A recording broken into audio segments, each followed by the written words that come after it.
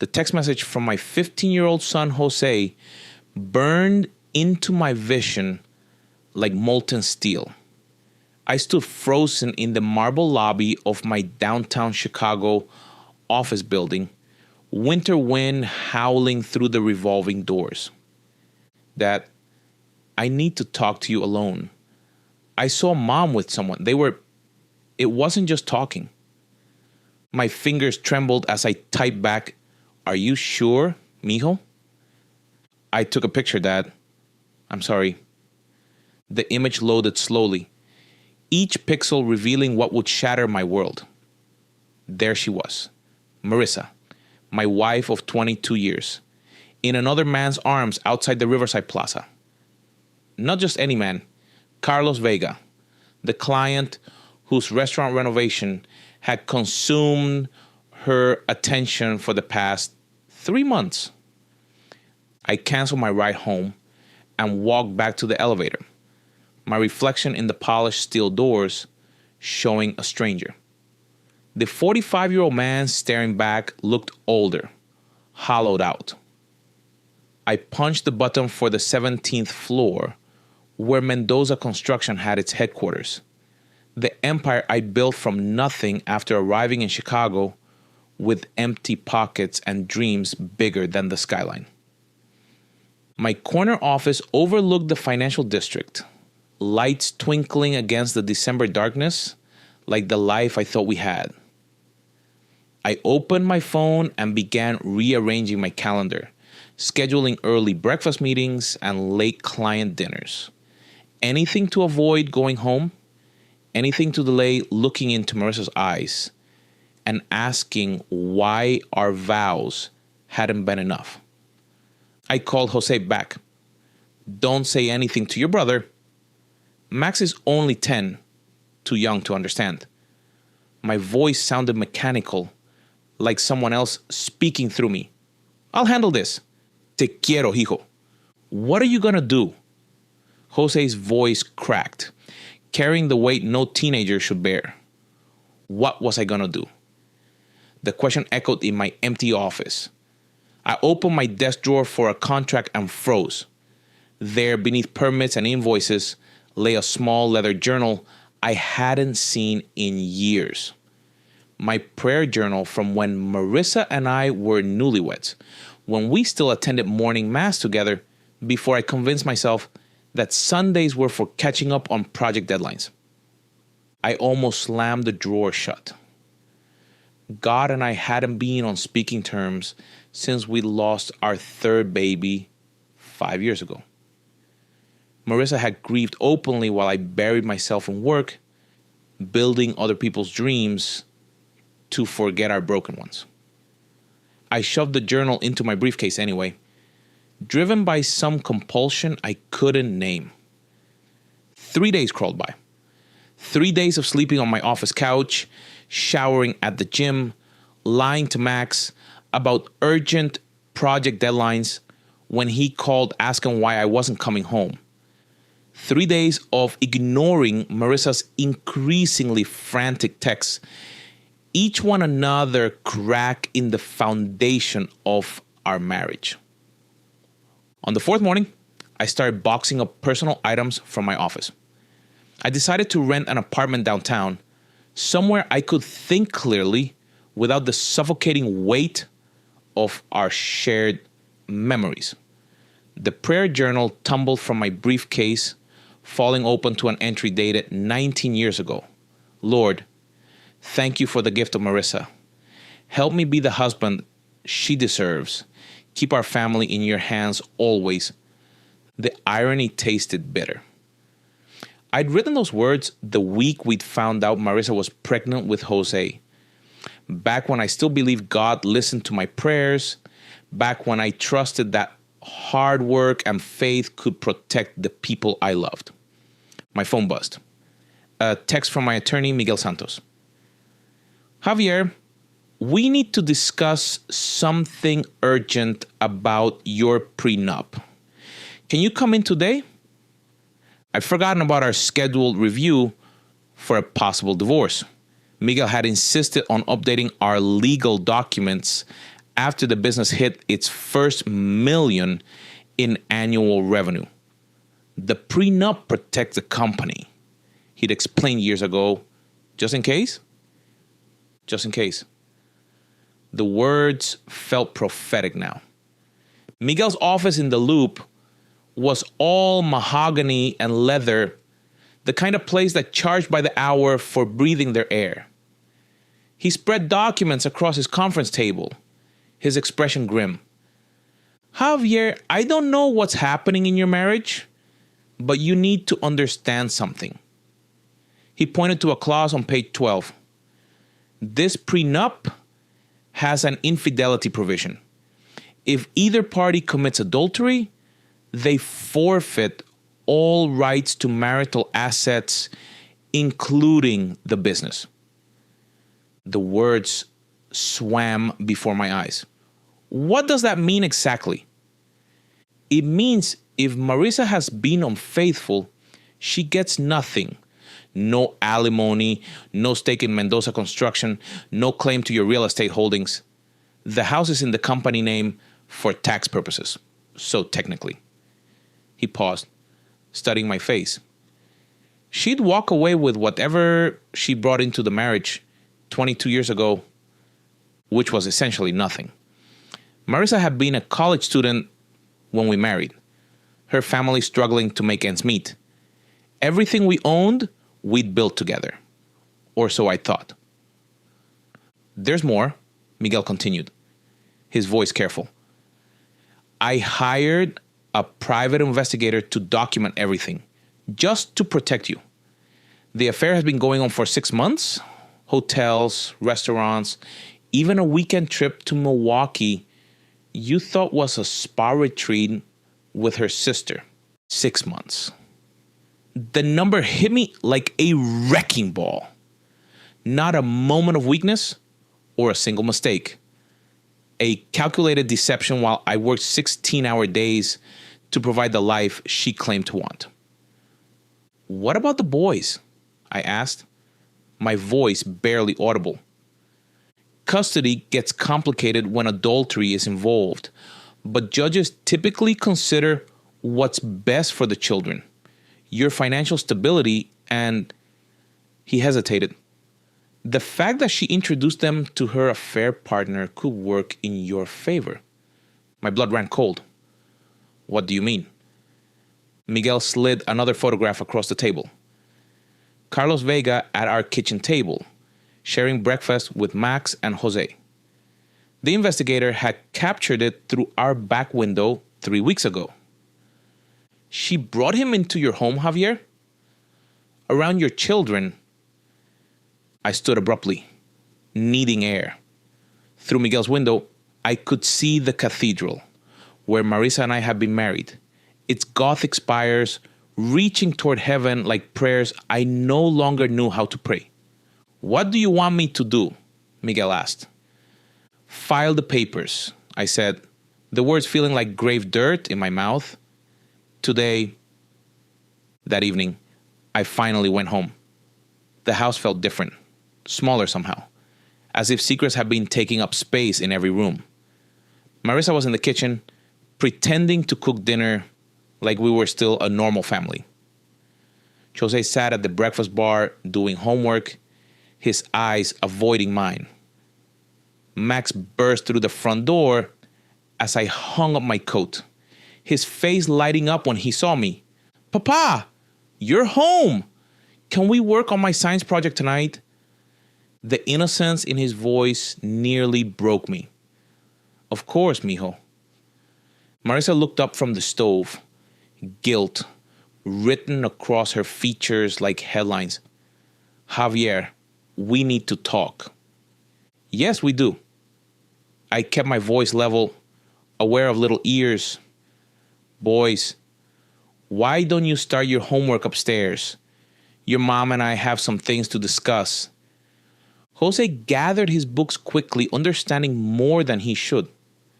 Max hesitated, sensing the tension but not comprehending its source.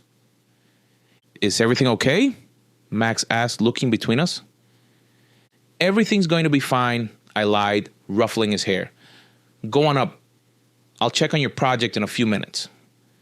When their footsteps faded upstairs, I turned to face my wife.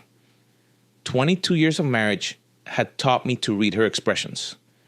But the woman standing by our granite countertop felt like a stranger. How long, Marissa? She set down the wooden spoon, her hands shaking. Javier, I can explain. How long? I repeated, my voice cutting through her protest. 6 months? She whispered. But it's over. I ended it yesterday. I swear on the boys' lives, it's over. Because you got caught. Tears spilled down her cheeks. Because I realized what I was throwing away. Javier, I love you. I've always loved you. This thing with Carlos, it wasn't about love. It was about feeling invisible. Feeling like I didn't matter anymore. So you decided to matter to someone else. I pulled the manila envelope from my briefcase. In our bed, in our home, around our children. Her face went white. You hired someone to follow me? I hired someone to protect what I've spent my life building. I set the envelope on the counter between us like a barrier. Divorce papers, Marissa. You'll be served officially tomorrow. No. The word came out as a sob. Javier, please. We can fix this. We can go to counseling. I'll do whatever it takes. You mean like the counseling you suggested 3 years ago when I was working too much? The counseling I said we didn't need because successful people solve their own problems? The bitterness in my voice surprised me. Funny how you didn't suggest counseling before you started sleeping with Carlos. That's not fair. Fair? I laughed, but there was no humor in it. You want to talk about fair? Read the papers, Marissa. Read what your affair cost you. She opened the envelope with trembling fingers, her face crumbling as she read Miguel's carefully crafted legal language. The pre-nup. I'd forgotten about the adultery clause. I hadn't. Javier, you can't leave me with nothing. I'm the mother of your children. Are you? The question hung between us like smoke. Because mothers protect their children. They don't expose them to lies and betrayal. They don't bring strange men into the family home. Marissa sank into a kitchen chair. The papers scattered around her like debris from a demolition. What about Jose and Max? Are you gonna take them away from me? The question I'd been dreading. What did I want to teach my sons about relationships? About forgiveness? About what it meant to be a man when the woman you love destroys everything you've built together? I don't know, I admitted. I honestly don't know. Footsteps on the stairs interrupted us. Jose appeared in the doorway, his teenage frame tense with anticipation. Dad? Mom?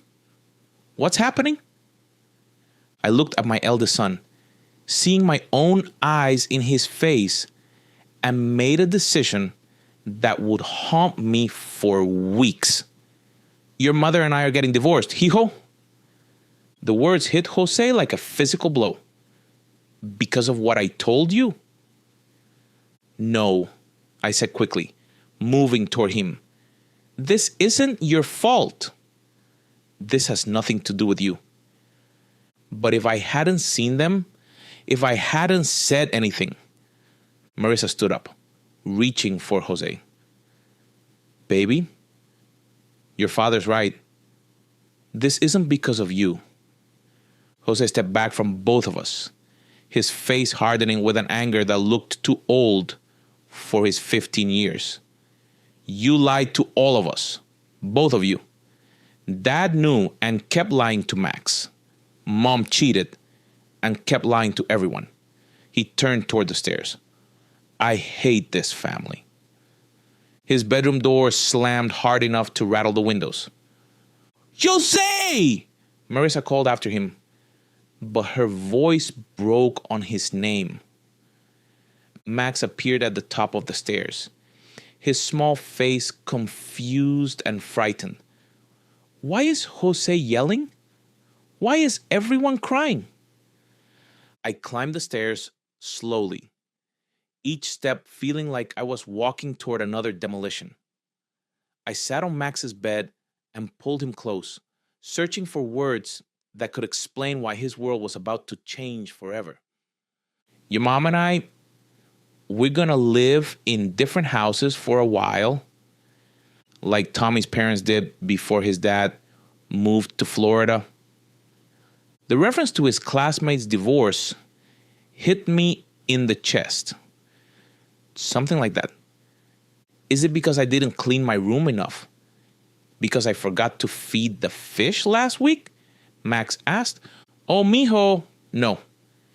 I held him tighter, breathing in the scent of his shampoo, memorizing the feeling of his small body against mine. This has nothing to do with you or Jose. Sometimes adults make mistakes that can't be fixed. Can't God fix it? In Sunday school, Mrs. Rodriguez says, God can fix anything, Max said. Mrs. Rodriguez. I'd forgotten that Marissa still took the boys to church occasionally, maintaining the faith traditions I'd abandoned somewhere between building my third shopping center and losing our unborn daughter. I don't know if God fixes things like this, I said honestly. Maybe we should ask him. Out of the mouths of babes, maybe we should. But that night, alone in the guest room where I'd been sleeping since discovery, I felt nothing but emptiness when I tried to pray. The ceiling might as well have been concrete for all the response I got from heaven. The next 3 weeks blurred together in a haze of legal meetings, client calls, and the careful choreography of a family dissolving. Marissa moved in with her sister while we sorted out temporary custody arrangements.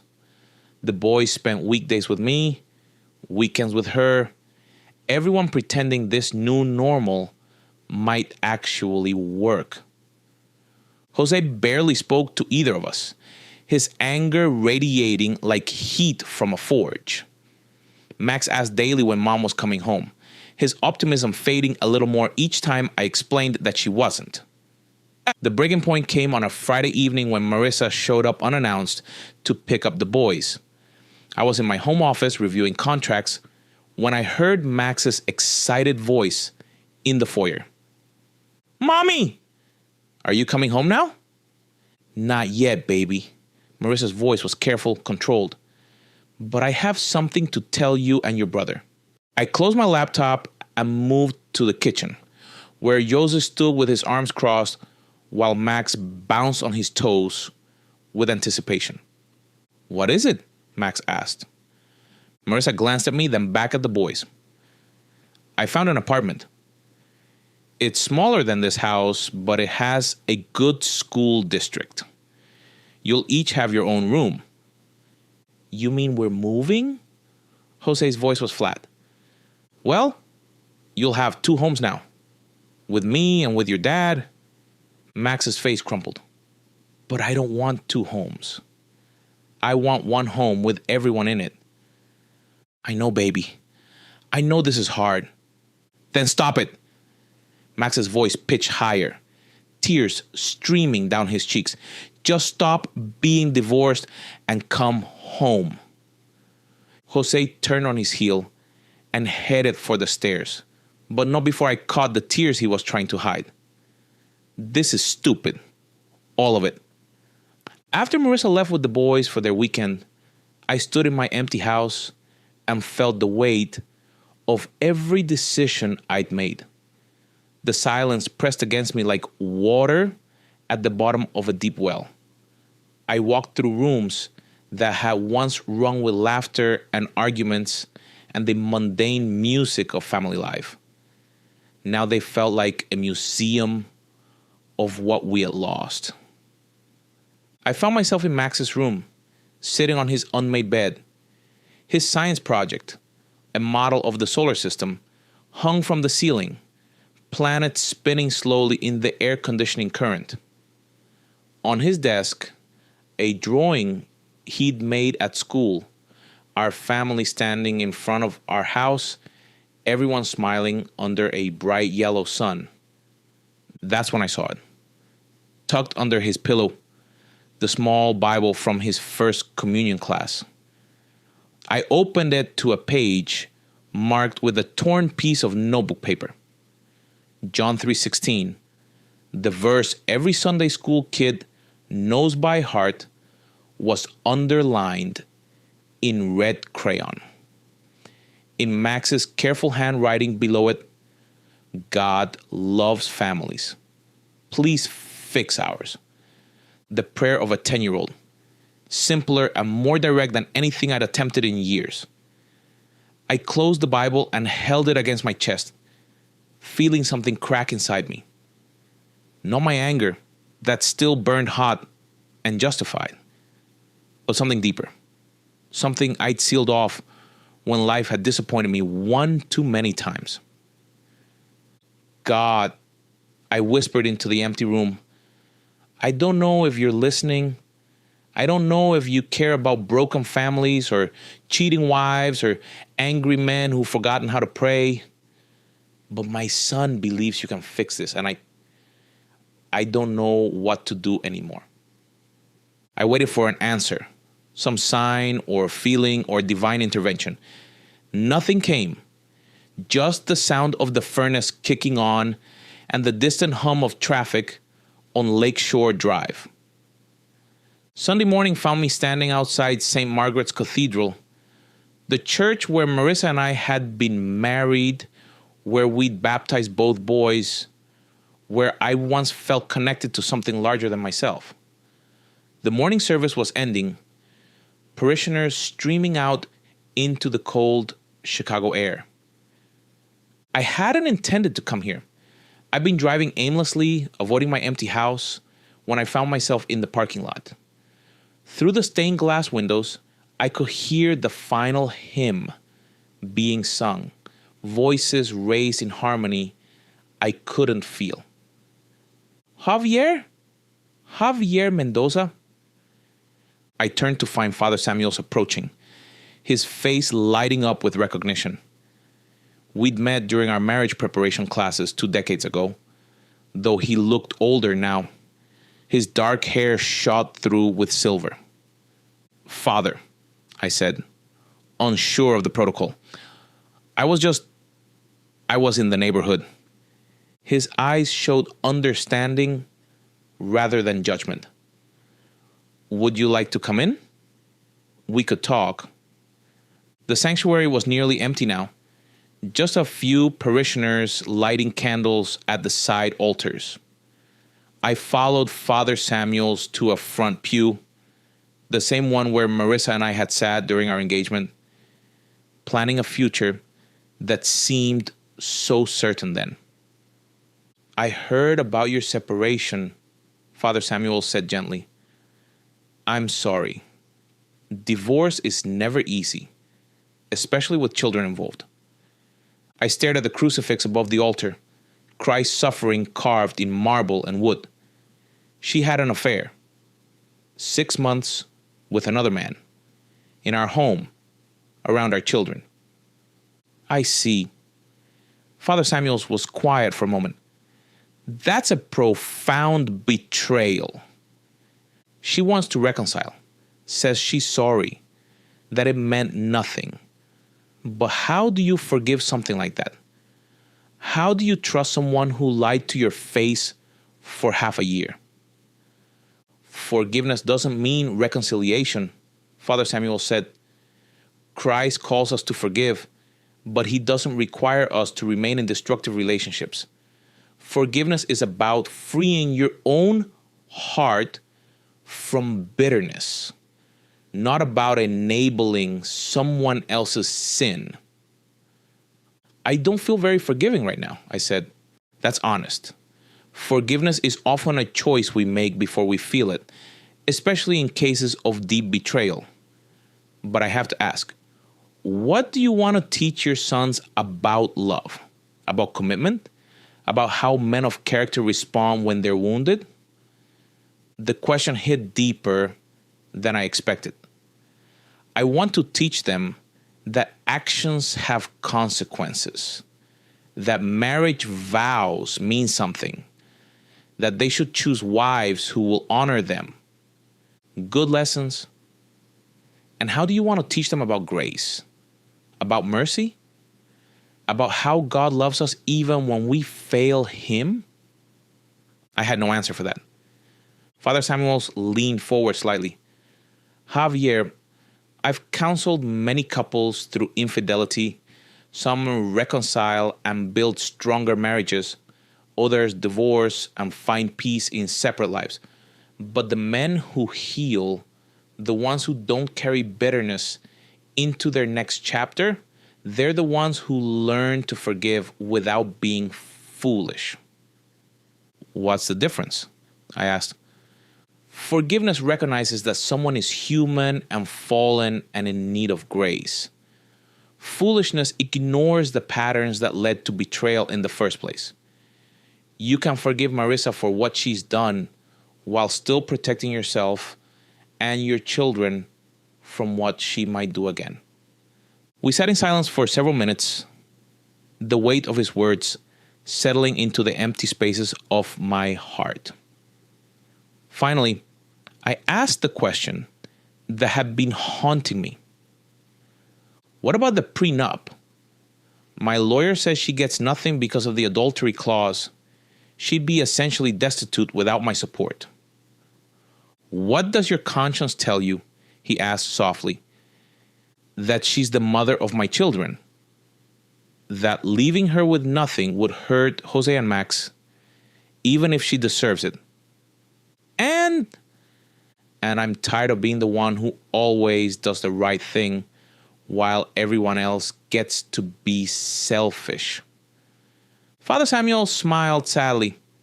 There's the real struggle. Not whether to forgive, but whether to choose mercy when you have every legal right to choose justice. She violated our marriage. She lied to our children. She brought another man into our home. Why should I show her mercy? I asked. Because Christ showed you mercy. Because your sons are watching how you handle this. Because mercy is what separates us from the world's way of doing things. He paused. But also because mercy is for the one showing it as much as the one receiving it. Revenge might feel satisfying temporarily, but it poisons the soul. I left the church more confused than when I entered. The legal part was clear. I had every right to divorce Marissa and leave her with nothing. The emotional part was muddied by 22 years of shared life and 2 sons who loved their mother despite her failures. But the spiritual part, that was uncharted territory for a man who'd been running from God for the better part of a decade. That evening, I called Miguel Santos. I want to modify the divorce agreement. Javier, you don't have to give her anything. The adultery clause, I know what the clause says, but I want to set up a trust for her living expenses. Nothing extravagant, but enough that she can maintain a decent apartment, keep her car, have some dignity. That's generous, more than generous, he said.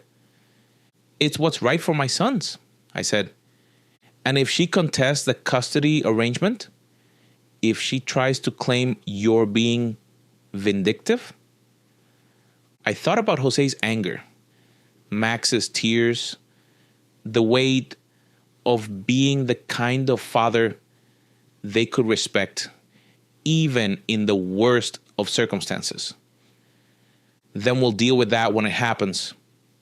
But I won't have my boys grow up thinking their father destroyed their mother out of spite. The next phase of the divorce proceedings moved with mechanical precision. Mediation sessions where we divided 22 years of shared life into legal categories. Custody evaluations that reduced our family dynamic to clinical observations.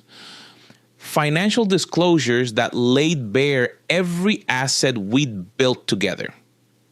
Marissa was stunned when she learned about the trust I'd established. "I don't understand," she said during one of our mediation sessions. "You could leave me with nothing. Why are you doing this?" "Because someone has to teach our sons about mercy," I said. "And apparently, that someone is going to be me." "Does this mean, could we try counseling? Could we see if there's a way to rebuild what we had?" she asked. The hope in her voice nearly broke my resolve. For a moment, I could see the young woman I'd fallen in love with in college, the one who'd believed in dreams and promises and happy endings. "No, the money isn't about reconciliation, Marissa. It's about doing what's right for Jose and Max. You're their mother, and they need to know their father won't destroy you just because he can." The light in her eyes dimmed. "So this is really it. We're really ending." "You ended it 6 months ago. I'm just making it legal," I said, and walked away. The day our divorce was finalized, I sat in my office staring at the paper that officially dissolved our marriage. 22 years reduced to legal jargon and judicial stamps. I thought about calling Marissa, checking on the boys, doing something to mark the occasion. Instead, I opened the prayer journal I found months earlier. The pages were yellowed with age, filled with the hopeful prayers of a younger man who'd believed that faith and hard work could protect everything he loved. I read through entries about business struggles, family milestones, dreams for our children's futures. And then I found the last entry, dated 3 years ago. "Lost the baby today. Marissa is broken. I don't understand why you let this happen. We did everything right." I remember writing those words. Remembered the anger that had driven me away from Sunday Mass and daily prayers. Remember deciding that if God wouldn't protect what mattered most, I'd do it myself. How well had that worked out? On the next blank page, I wrote, "April 15th, divorce final today. Lost my marriage, lost my faith, almost lost my sons." Miguel's right. I could have destroyed Marissa financially and felt justified.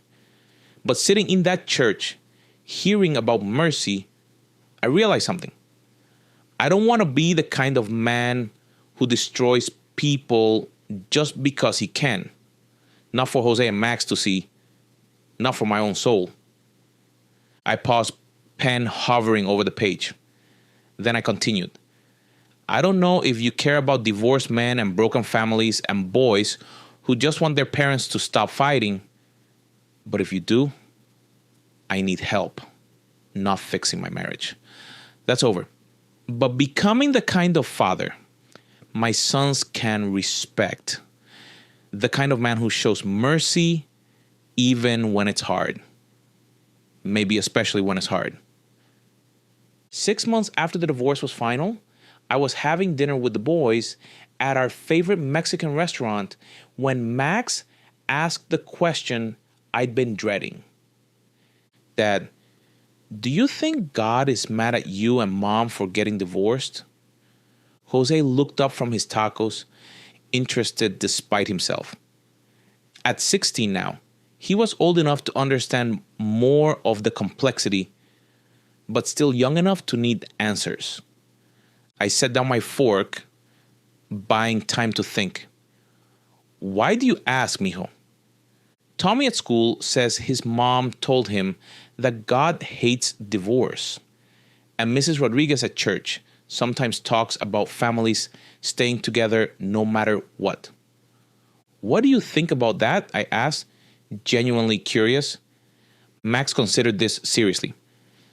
I think God probably doesn't like it when families break up.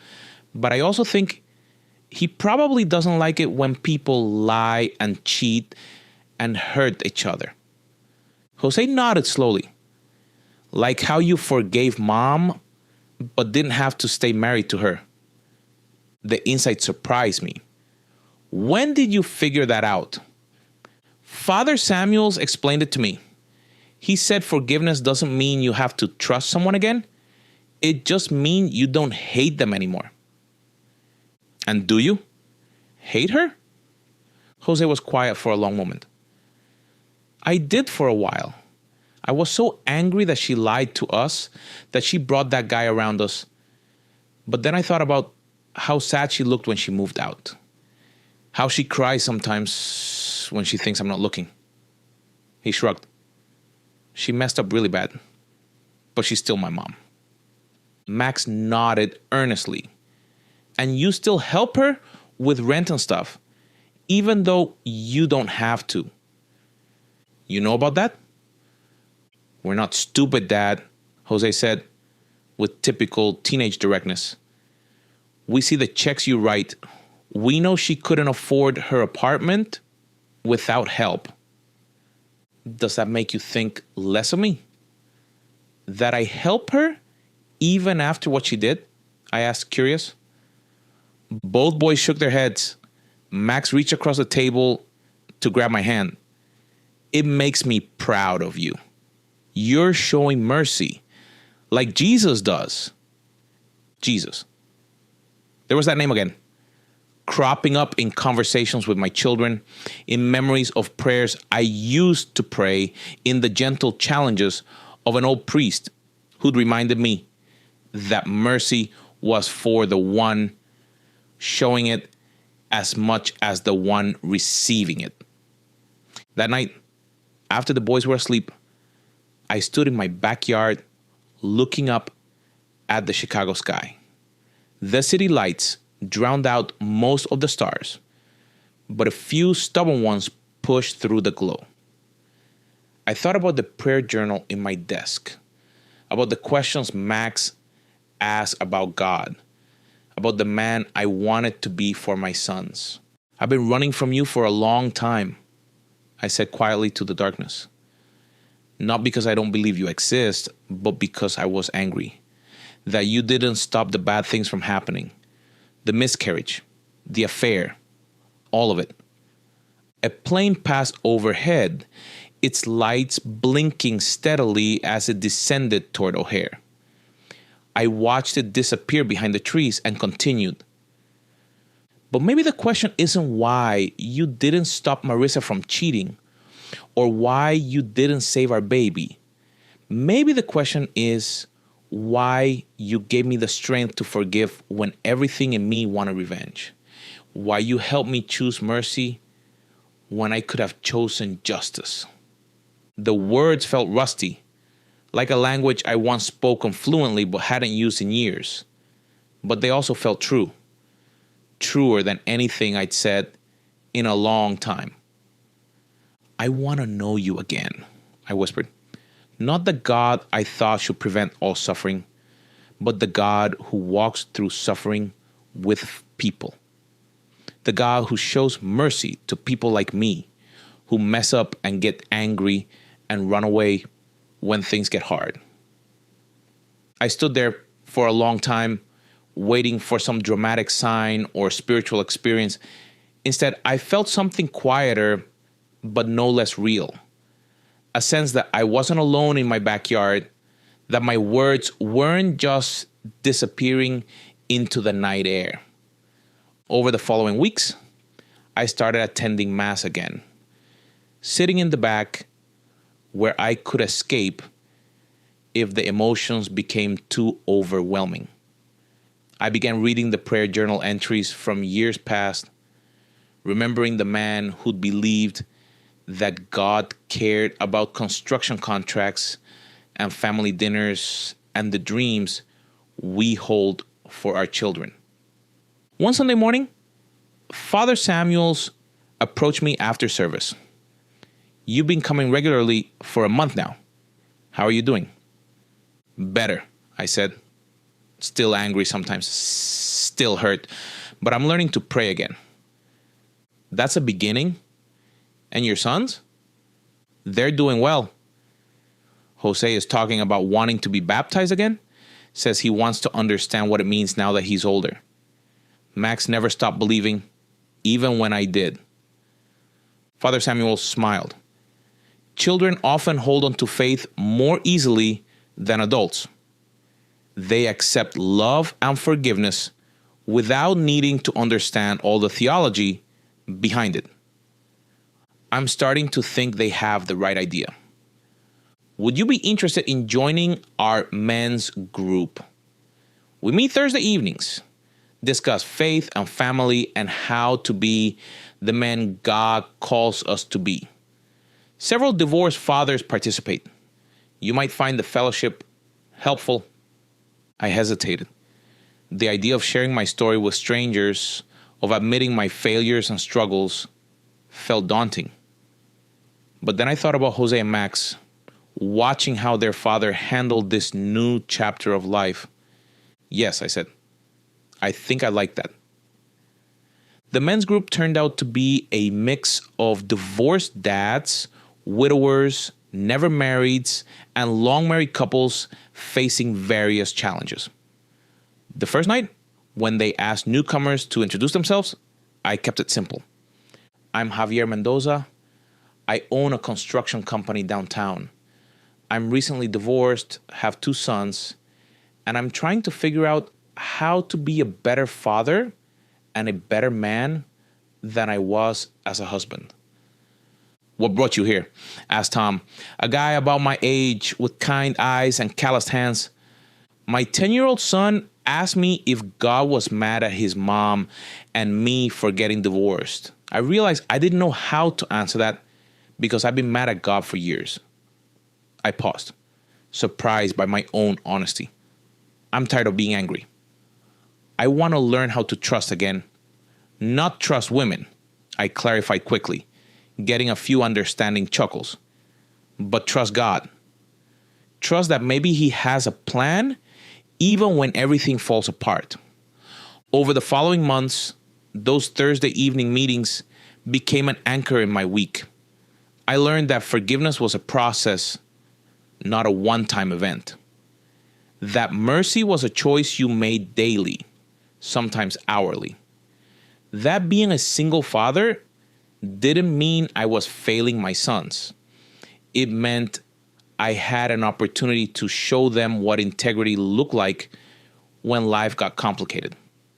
One evening in October, almost a year after the divorce was final, Jose approached me in my home office.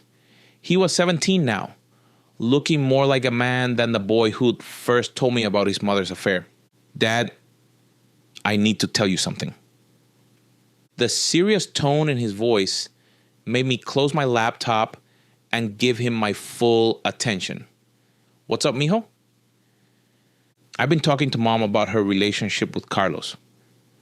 My stomach tightened, but I kept my voice even. "Okay. She told me it started because she felt like you didn't see her anymore. Like she was just part of the household routine, not someone you actually loved." Jose dash. "Let me finish, please." He sat down across from my desk, his posture straight and determined. "I'm not defending what she did. Cheating was wrong, no matter what was happening in your marriage. But I need to know, when you get married again someday, how are you going to make sure you don't make the same mistakes?"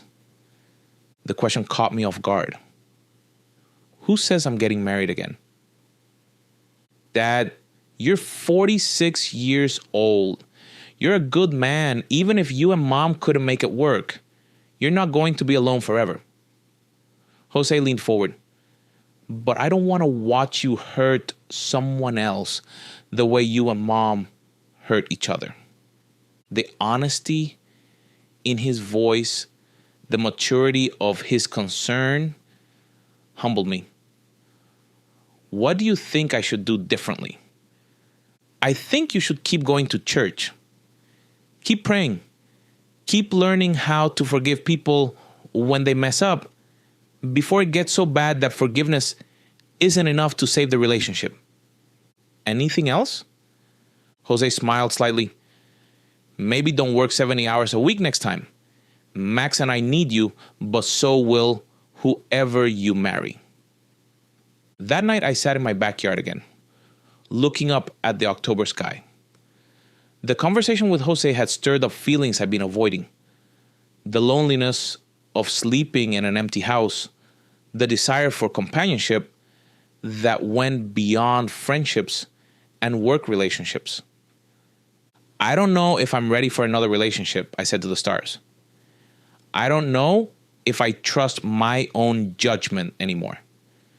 But if you have someone in mind for me someday, help me be the kind of man who deserves a good woman's love.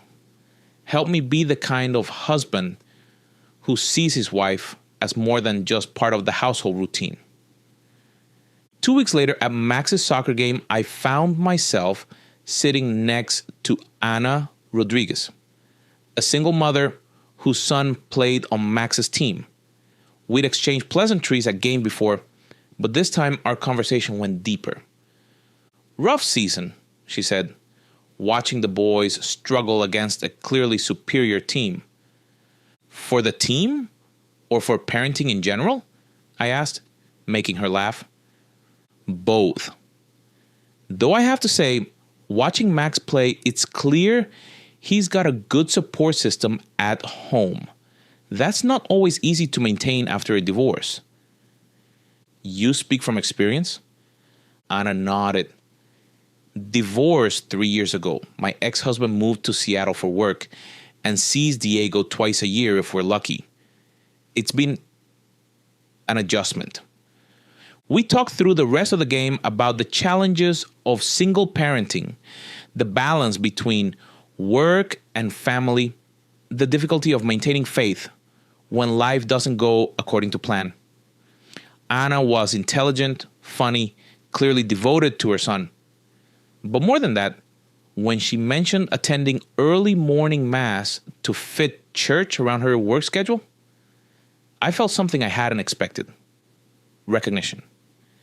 Here was someone else trying to rebuild their faith alongside their family life. Would you like to get coffee sometime? I asked as we packed up our folding chairs. I mean, when we're not sitting on bleachers watching 12-year-olds chase a soccer ball. Ana's smile was warm but cautious. I'd like that. Though I should probably mention that I'm not interested in dating anyone who isn't serious about their faith. I made that mistake once and it didn't end well. I understand completely. I'm actually just learning how to be serious about my faith again myself. Then maybe we can figure it out together. 6 months later, Ana and I were engaged.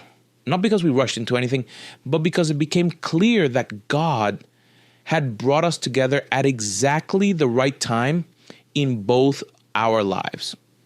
She was the kind of woman who prayed before meals in restaurants without embarrassment, who challenged me to be a better father, who saw my past failures as evidence of growth rather than reason for concern. Jose and Max loved her almost immediately, perhaps because she never tried to replace their mother, but simply carved out her own space in their lives. Diego, Ana's son, brought laughter and energy to our combined family that reminded me how much joy children could create when adults weren't busy destroying things. But the most surprising development was with Marisa. When I told her about Ana, I expected anger or jealousy. Instead, she surprised me. "I'm happy for you, Javier," she said during one of our routine discussions about the boys' schedules. "You deserve someone who will love you the way you need to be loved." Thank you for saying that. I mean it. And Ana seems wonderful with Jose and Max. I know this is probably strange to hear, but I'm grateful that if you're going to remarry, it's to someone who clearly cares about our sons. Her response humbled me. This was the woman I'd fallen in love with 24 years ago, finally visible again beneath the mistakes and regrets. "Are you doing okay?" I asked. "Really okay, I mean, not just financially." Marissa was quiet for a moment. "I'm going to counseling, learning about why I made the choices I made. It's hard work, but I'm finally understanding that I can't fix what I broke by trying to go back. I have to become someone different going forward." "And Carlos?" "Gone long before you filed for divorce. Turns out he wasn't interested in a woman with children and complications. Funny how some people disappear when things get real." After we hung up, I said a prayer of gratitude for Marissa's healing, for the co-parenting relationship we were slowly building, for the second chance Ana represented. But mostly, I thank God for walking with me through the demolition of my first marriage into the foundation of something new. On our wedding day, Ana and I exchanged vows in the same church where my divorce had been the beginning of my journey back to faith. Jose stood as my best man, with Max and Diego as groomsmen. Marissa attended, sitting with Ana's family, smiling genuinely as her sons participated in their father's new beginning. Father Samuels performed the ceremony, including a special blessing for our blended family.